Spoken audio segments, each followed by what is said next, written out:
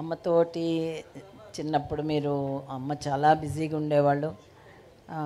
కాకపోయినా అమ్మమ్మ గురించి చాలా బయోపిక్స్ వచ్చినాయి, అమ్మ గురించి చాలా బుక్స్ వచ్చినాయి. కానీ మళ్ళీ మీకు ఈ బుక్ రాయాలని ఇప్పుడు రిలీజ్ చేయాలని ఎందుకు అనిపించింది? అమ్మ గురించి ఒక పెద్ద మూవీ కూడా రిలీజ్ అయ్యి పాపులర్ అయింది, మహానటి అని. ఈరోజు చిన్నపిల్లల దగ్గర నుంచి అమ్మ గురించి అంత అఫెక్షనేట్గా మాట్లాడుతున్నారంటే ఇట్స్ బికాజ్ ఆఫ్ మహానటి.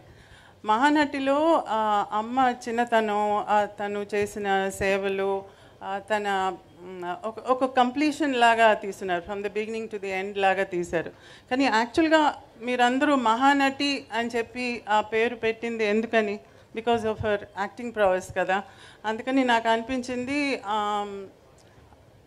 అమ్మ ఫిల్మోగ్రఫీ లాగా ఒక బుక్ ఉండాలి, వేర్ తను చేసిన ఇంపార్టెంట్ ఫిల్మ్స్ అన్నీ ఒక రికార్డ్ లాగా ఉండాలి ఒక బుక్లో. అదైతే పర్మనెంట్గా ఉంటుంది. దాన్ని చదివితే ఒక్కొక్క ఫిలింలోనూ ఆ క్యారెక్టర్కి ఉండే ఇంపార్టెన్స్ ఏంటి, ఎందుకని మహానటి అయింది అనేది ఎక్స్ప్లెయిన్ చేసేటట్టుగా ఉండాలి. అండ్ ఊరికే చదవటం అందరు చదవరు, ఈరోజు మనకి విజువల్స్ కావాలి. అందుకని మంచి ఫోటో ఉంటే దాని పక్కన ఒక రైటప్ ఉంటే చదవటానికి ఇంట్రెస్టింగ్గా ఉంటుంది. దానికి the best person is Sanjay. ఎందుకంటే తన దగ్గర అన్ని ఫోటోగ్రాఫ్స్ అన్నీ ఉన్నాయి, తన దగ్గర చిన్నప్పటి నుంచి కలెక్ట్ చేసింది. సో నేను తన దగ్గరికి వెళ్ళి నాకు ఫోటో ఉండాలి, పక్కన మూవీ గురించి రైటప్ ఉండాలి, అలా నాకు ఒక బుక్ కావాలి.